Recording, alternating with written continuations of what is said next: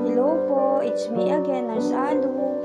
Sa mga hindi pa po nakakaalam ng simula ng talambuhay ko, panoorin niyo po yung mga nauna kong videos.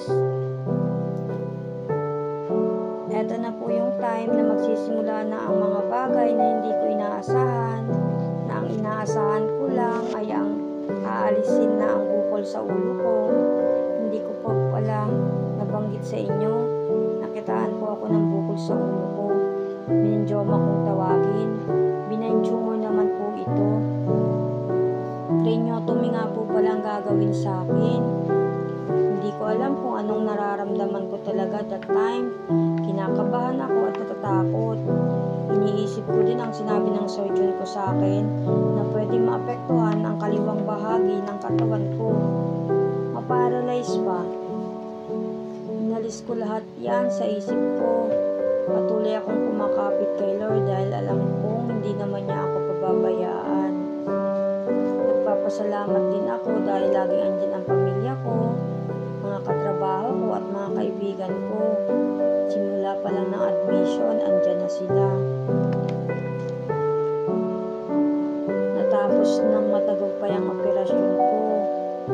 Habang dumadaan ang mga araw, nararamdaman ko na ang sinabi ng surgeon ko, napaparalisado na ang kaliwang bahagi ng katawan ko.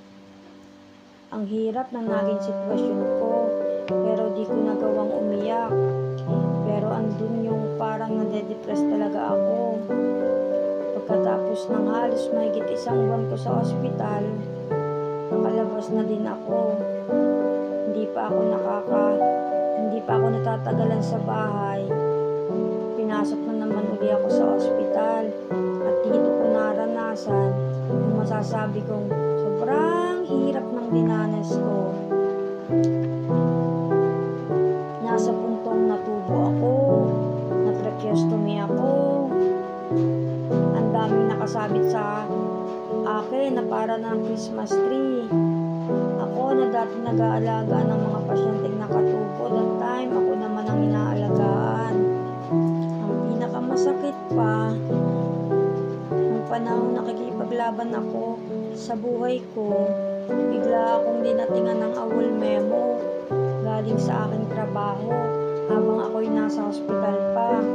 Despite naman doon ako naka-admit sa hospital na pinagtatrabahuhan ko, hindi ko alam kung anong magiging reaksyon ko. Ang iniisip ko na lang ay ang mabilis kong paggaling. Pagkatapos uli ng mahigit na isang buwan ko sa